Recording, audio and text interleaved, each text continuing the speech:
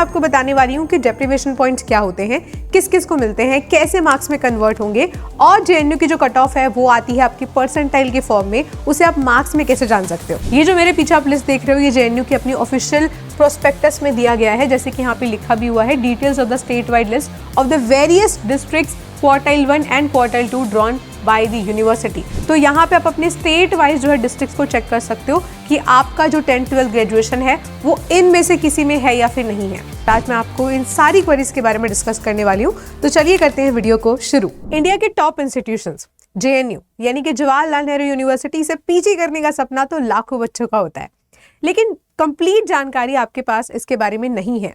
तो आज मैं आपको बताने वाली हूँ कि डेप्रिवेशन पॉइंट्स क्या होते हैं, किस किस को मिलते हैं, कैसे मार्क्स में कन्वर्ट होंगे और जेएनयू की जो कट ऑफ है वो आती है आपकी परसेंटाइल के फॉर्म में, उसे आप मार्क्स में कैसे जान सकते हो। तो hello everyone, my self Swati और आज मैं आपको इन सारी क्वेरीज के बारे में डिस्कस करने वाली हूँ। तो चलिए करते हैं वीडियो को शुरू। सबसे पहले हम देखेंगे कि ये जो जेएनयू का डेप्रिवेशन पॉइंट है यहाँ तक पहुँचने का रास्ता क्या होने वाला है। तो अभी जो है आप लोग को सीयूटी पीजी देना होता है, which is a common university entrance test India के ऑलमोस्ट सभी टॉप इंस्टीट्यूशंस के लिए सॉरी, जिसमें center, state, deemed universities, private, government institution सारे आते हैं। तो सबसे पहले तो आपको यहाँ पे सीयूटी पीजी का जो एप्लीकेशन फॉर्म है वो भरना होगा, जो कि अलग अलग फीस के अकॉर्डिंग होता है। जनरल के लिए अलग है और ओबीसी एनसीएल वगैरह के लिए अलग है। पहले जो है जेएनयू अपना अलग से एग्जाम कराता था, लेकिन अब जेएनयू जो है सीयूटी पीजी में ही एड ऑन हो चुका है।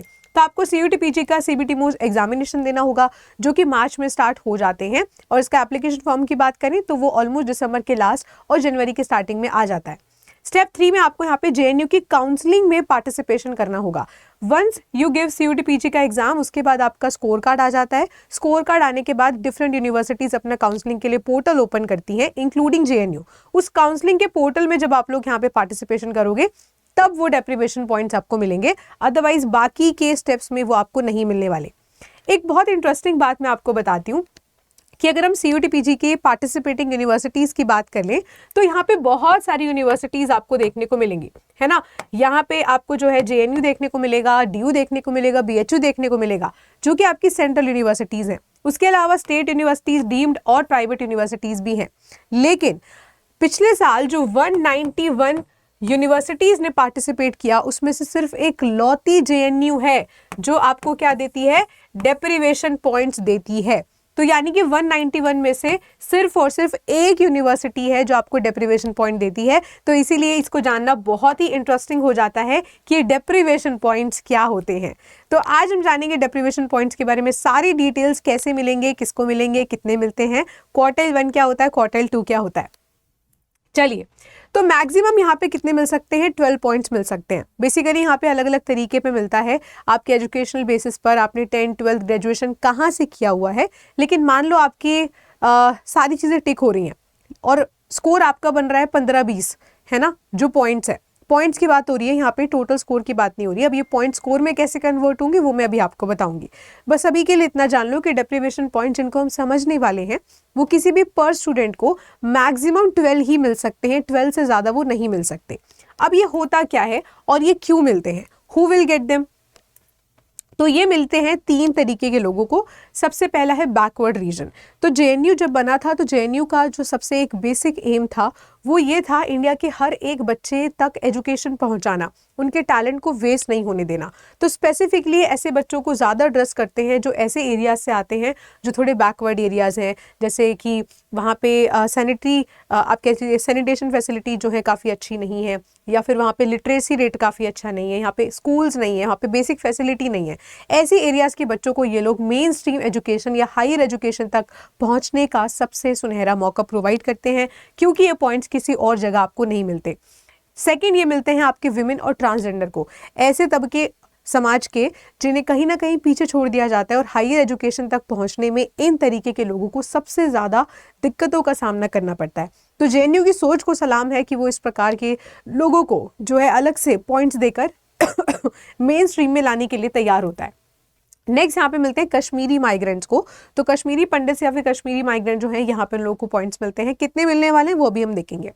लेकिन एक बहुत इंपॉर्टेंट बात है कि ये जो डेप्रिवेशन पॉइंट्स हैं वो सारे type of courses of JNU में नहीं है। तो किस किस को मिलेगा, ये वाले पॉइंट्स मिलेंगे सिर्फ और सिर्फ यूजी के बच्चों को, पीजी के बच्चों को, सीओपी एंड ADOP प्रोग्राम वाले बच्चों को मिलेंगे। इसके अलावा यहाँ पे जो BTech, MSc के जो अलावा MBA है, DOB है, PhD प्रोग्राम है, यहाँ पर इन बच्चों को कोई भी डेप्रीवेशन पॉइंट्स नहीं मिलेंगे। सो मेक श्योर करें कि आप अगर इनसे बिलोंग करते हैं, इन हाईलाइटेड वाले प्रोग्राम से, तभी केवल और केवल आपको डेप्रीवेशन पॉइंट्स का फायदा यहाँ पे देखने को मिलेगा।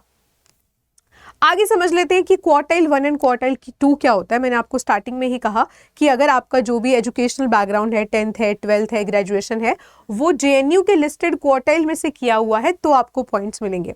क्वार्टाइल 1 एंड क्वार्टाइल 2 होता क्या है और ये कैसे डिसाइड होता है?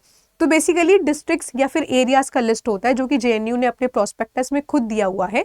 तो ये वो वाले क्वार्टाइल वाले एरिया होते हैं जो कि सेंसस ऑफ इंडिया 2011 के बेसिस पर, यानी कि 2011 की जो जनगणना हुई थी उसके डेटा के बेसिस पर इन एरियाज को सेलेक्ट किया गया है। लेकिन सेलेक्ट किस बेसिस पर किया गया है, उसके कुछ पॉइंटर्स हैं जो उन्होंने खुद अपने प्रोस्पेक्टस में दिए हैं, जैसे कि % फीमेल इलिटरेसी, यानी कि जिस एरिया में फीमेल की इलिटरेसी कम होती है उन एरियाज को यहाँ पे रखा गया है।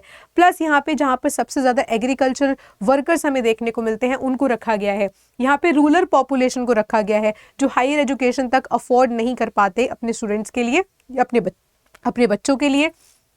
प्लस यहाँ पे percentage of household having no latrine within the premises, यानी कि जो बेसिक सैनिटेशन फैसिलिटी होती है जहाँ जिन एरियाज तक वो नहीं है तो वो बच्चे हायर एजुकेशन तक का कैसे सोच पाएंगे, उन्हीं के लिए इस JNU ने डेप्रीवेशन पॉइंट्स रखे हैं। प्लस यहाँ पे एजुकेशन सबसे अफोर्डेबल होती है, चाहे वो मेस के फीस है या फिर आपके पूरे कोर्स का फीस है, और उस पर भी स्कॉलरशिप्स होती हैं, कुछ तो वो भी माफ़ हो जाती हैं, जो 2-3 हज़ार आपका पूरे साल का होता है वो भी माफ़ हो जाता है। सो इसीलिए JNU जो है one of the famous and the best choice है, फर्स्ट चॉइस है ज़्यादातर बच्चों की। तो चलिए जानते हैं कि कैसे आपको ये डेप्रीवेशन पॉइंट्स मिलेंगे। अगर हम क्वार्टाइल 1 और क्वार्टाइल 2 की बात कर रहे हैं तो मैं आपको एक लिस्ट दिखाना चाहूँगी कि JNU के खुद के प्रोस्पेक्टस में जो है इस लिस्ट को आपको दे रखा है। ये जो मेरे पीछे आप लिस्ट देख रहे हो ये JNU की अपनी ऑफिशियल प्रोस्पेक्टस में दिया गया है, जैसे कि यहाँ पे लिखा भी हुआ है, details of the state wide list of the various districts quartile 1 and quartile 2 drawn by the university. तो क्वार्टाइल 1 है और ये आपका डिस्ट्रिक्ट कोड है और ये आपका क्वार्टाइल 2 है। तो यहाँ पे आप अपने स्टेट वाइज जो है डिस्ट्रिक्ट्स को चेक कर सकते हो कि आपका जो 10th 12th ग्रेजुएशन है वो इनमें से किसी में है या फिर नहीं है। और जो मेट्रोपॉलिटन सिटी वाले बच्चे हैं, मुंबई दिल्ली वाले, वो ना ही चेक करें क्योंकि उनका नाम यहाँ पे नहीं है। ये डिप्राइव्ड एरिया वाले हैं और किस किस बेसिस पर डिप्राइव्ड वो मैंने आपको बता दिया, जैसे कि विमेन की इलिटरेसी के ऊपर है, या फिर वहाँ पे बेसिक सैनिटेशन फैसिलिटियाँ नहीं है, वहाँ पे एजुकेशन अच्छी नहीं है, ये सारा एरिया। ठीक है, तो मैं यहाँ पे एक एक करके पढ़ा तो नहीं सकती, तो आपको जो है खुद से चेक करना पड़ेगा कि आप किस स्टेट के किस डिस्ट्रिक्ट से बिलोंग करते हैं। ठीक है, चलिए आगे बात कर लेते हैं। What is quartile 1 and quartile 2, ये हमने बात कर ली अभी तक। अब हम देखेंगे कि क्वार्टाइल 1 और क्वार्टाइल 2 के बेसिस पे आपको यहाँ पे मार्क्स कैसे मिलेंगे। इसको समझना बहुत ही ज़्यादा इंपॉर्टेंट है और बहुत ही ज़्यादा इंटरेस्टिंग है, क्योंकि यही मेन चीज़ है जहाँ से आपको जो है स्कोर्स मिलने वाले हैं। सबसे पहले candidate who get separate point for each educational level, कौन कौन से लेवल के लिए मिलने वाला है। 10th आपने कहाँ से करी है अपना, या 12th यहाँ से कहाँ से करी है, या फिर आपका जो BA है वो वहाँ से आपने कहाँ से कर रखी है, और कुछ बच्चे डबल MA करते हैं तो आपने MA कहाँ से कर रखी है। तो ये जो 10th 12th UG, ये जो मेन एरिया है, ये बेस आपका बनाने वाले हैं कि आपको पॉइंट्स कैसे मिलेंगे। अगर आपने UG कर रखा है और UG में अप्लाई कर रहे हो, 10th 12th कर रखा है तो आपको 6 पॉइंट्स मिलेंगे, और अगर आप PG में अप्लाई कर रहे हो, 10th 12th अपना कर रखा है क्वार्टाइल 1 से, तो आपको यहाँ पे 3 पॉइंट मिलेंगे, और अगर अंडर ग्रेजुएट भी कर रखा है क्वार्टाइल 1 से तो आपको यहाँ पे 3 पॉइंट्स मिलने वाले हैं। ठीक है, नेक्स्ट हम बात कर लेते हैं क्वार्टाइल 1 और क्वार्टाइल 2 के बेसिस पे और कैसे कैसे आप लोगों को स्कोर मिल रहा है। तो यहाँ पे क्वार्टाइल 1 की बात हमने कर ली है। क्वार्टाइल 2 में से अगर आपने अपनी UG में अप्लाई कर रहे हो, 10th और 12th कर रखी है तो आपको 4 मार्क्स मिलते हैं, और अगर आप PG में अप्लाई कर रहे हो और 10th और 12th अपनी क्वार्टाइल 2 से कर रखी है तो आपको यहाँ पे 2 मार्क्स मिलते हैं, यानी कि ज़्यादा डिप्राइव्ड एरिया आपके क्वार्टाइल 1 में आ जाते हैं। और अंडर ग्रेजुएशन कर रखा है तो आपको यहाँ पे 2 मार्क्स मिल जाएंगे। अब कुछ बच्चे ऐसे होंगे जिन्होंने 10th 12th कहीं से कर रखा है या ग्रेजुएशन कहीं और से कर रखा है, उनका कैसे डिसाइड होगा, उसके लिए भी JNU ने यहाँ पे जो है प्रबंध आप लोगों का कर रखा है। प्रबंध क्या होने वाला है, यहाँ पे साफ लिखा है कि अगर आपका 10th क्वार्टाइल 1 से है और 12th क्वार्टाइल 2 से है तो जो सबसे पहले वाला है यानी कि क्वार्टाइल 1, उसके बेनिफिट आपको यहाँ पे मिलेंगे, जो स्कोर मैंने आपको दिखाए। अगर आपने 10th कर रखी है अपनी क्वार्टाइल 1 से और 12th कर रखी है अपनी क्वार्टाइल 2 से, तो यहाँ पे फर्स्ट वाला यानी कि क्वार्टाइल 1 जो है उसके बेनिफिट आपको मिलेंगे। अगर आपने अपनी 10th कर रखी है क्वार्टाइल 2 से और 12th कर रखी है क्वार्टाइल 1 से, तो अगेन यहाँ पे जो है क्वार्टाइल 1 के स्कोर आपको मिलेंगे क्योंकि उसके स्कोर ज्यादा हैं। अगर 10th आपने कर रखी है क्वार्टाइल 2 से और 12th भी कर रखी है क्वार्टाइल 2 से, तो इट बिकम्स वेरी ऑब्वियस कि आपको जो बेनिफिट मिलने वाला है पॉइंट्स का वो क्वार्टाइल 2 वाला मिलने वाला है। ठीक है, तो ये चीज यहाँ पे बहुत ही ज्यादा मैटर करती है कि आपने 10th 12th और ग्रेजुएशन अपनी किस यूनिवर्सिटी या फिर किस ऐसे डिस्ट्रिक्ट से कर रखी है जो किसी क्वार्टाइल में आता है। तो ये जो लिस्ट है ये आपको खुद से चेक करनी पड़ेगी कि आपका कौन सा डिस्ट्रिक्ट है और वो कौन से जो है स्टेट में आता है और क्या वो जेएनयू के लिस्ट में है या फिर नहीं है। ठीक है, यहां तक हमने बात कर ली। अब मेन बात आती है कि 3 पॉइंट्स का मतलब क्या है, क्या 3 नंबर ऐड ऑन हो जाएंगे? नहीं, यहाँ पे जो आपका मेन एग्जाम है वो होता है आपका 300 नंबर का, प्लस यहाँ पे जेएनयू की जो कट ऑफ आती है वो आती है परसेंटाइल में। तो जेएनयू की जिस भी सब्जेक्ट की कट ऑफ आई है उसको आपको 3 से मल्टीप्लाई करना होता है to know the exact score. ठीक है, तो मान लो यहाँ पे आपका जो भी स्कोर आया है, आपका 80 परसेंटाइल दिखा रखा है किसी सब्जेक्ट में, तो 80 को आप 3 से मल्टीप्लाई कर लोगे तो आपको जो फाइनल स्कोर होगा वो देखने को मिल जाएगा। इसीलिए ही यहाँ पे जो भी पॉइंट्स हैं, एक पॉइंट यहाँ पे 3 मार्क्स का है। क्या है यहाँ पे आपका जो 1 पॉइंट होने वाला है वो आपका 3 मार्क्स का होने वाला है, विच मीन्स अगर आपको यहाँ पे 3 पॉइंट मिल रहे हैं तो आप उन 3 को जो है मल्टीप्लाई कर दोगे 3 से। ठीक है, ऐसे ही अगर आपको 5 मिल रहे हैं तो 5 को 3 से मल्टीप्लाई कर दोगे, वो आपका टोटल स्कोर में ऐड ऑन हो जाएगा। ठीक है, अब क्वार्टाइल्स मिलने वाला जो पार्ट है वो मैंने आपको बता दिया। अब हम देखेंगे कि ट्रांसजेंडर और विमेन को क्या क्या मिलता है। तो यहाँ पे सभी कश्मीरी माइग्रेंट जो अपने प्रॉपरली डॉक्यूमेंट्स के थ्रू प्रूव कर सकते हैं कि वो कश्मीरी माइग्रेंट्स हैं, उन सभी को यहाँ पे बाय डिफॉल्ट 5 नंबर मिल जाते हैं, डजंट मैटर आप मेल हो या फिर फीमेल हो।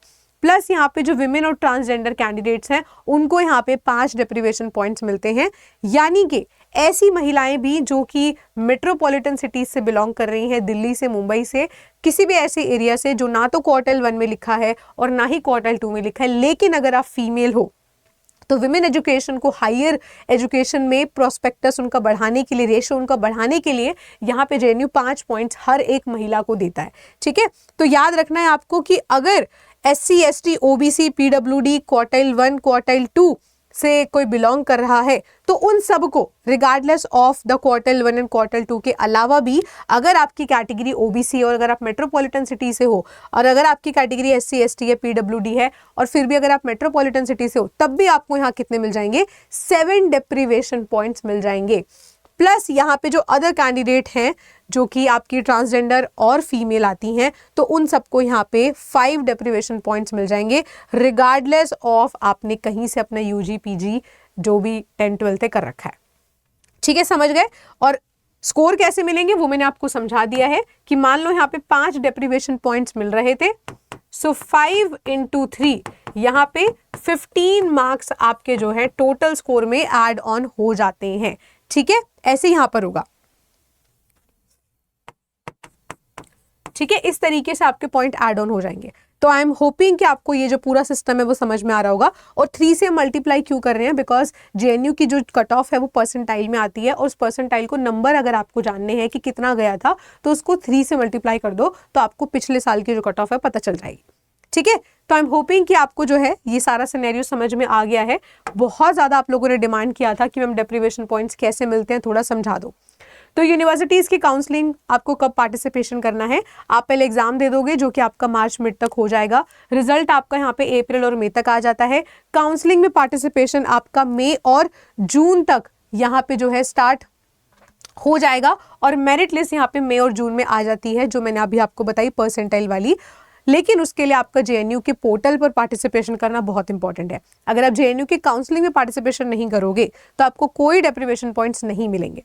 ठीक है, उसके बाद आपका जो भी स्कोर कार्ड होगा, स्कोर कार्ड की बेसिस पर और क्वार्टाइल 1 क्वार्टाइल 2 सब कुछ देखते हुए आपको जो है नंबर एड ऑन अलॉट कर दिए जाएंगे। उसके लिए आपको कोई अलग से प्रोसेस नहीं फॉलो करना, उसमें आपको बस यहाँ पार्टिसिपेशन करना है and based on your qualification या फिर योर जेंडर आपके डेप्रिवेशन पॉइंट आपके टोटल स्कोर जो CUT-PG स्कोर है उसमें ऐड ऑन हो जाएंगे। ठीक है, तो यानी कि यहाँ पे जो एक इंपॉर्टेंट चीज हमने समझी वो ये थी कि 1 deprivation point is equals to the 3 marks in your total score.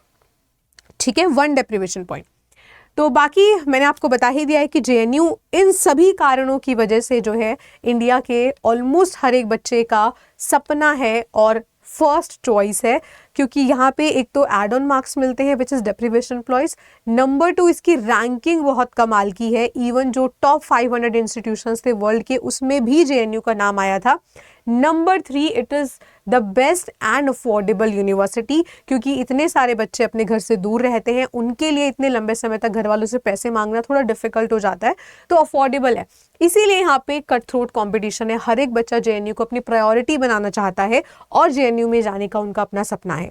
तो अगर आप इस कॉम्पिटिशन को फेस करना चाहते हो तो आपको जो है हमारे कोर्सेज में जुड़ने का मौका मिल रहा है। तो यहाँ पे जितने भी आपको सब्जेक्ट्स मिल रहे हैं, पॉलिटिकल साइंस है, इकोनॉमिक्स है, एमबीए है, कंप्यूटर साइंस है, जो भी कोर्सेज इसमें से जेएनयू में जो अवेलेबल हैं उन सब में से अगर आपको किसी में भी हेल्प चाहिए या फिर किसी अदर यूनिवर्सिटी में भी जाने के लिए आपको कोर्सेज में आना है, क्योंकि यहाँ पे आपको स्ट्रक्चर्ड क्लासेस मिलते हैं, live and recorded, proper study plan मिलता है, किस दिन कौन सी क्लास होगी, यूनिट वाइज क्वेश्चंस मिलते हैं, बैच टेस्ट मिलते हैं और टीचर की मेंटोरशिप मिलती है पूरे एडमिशन तक।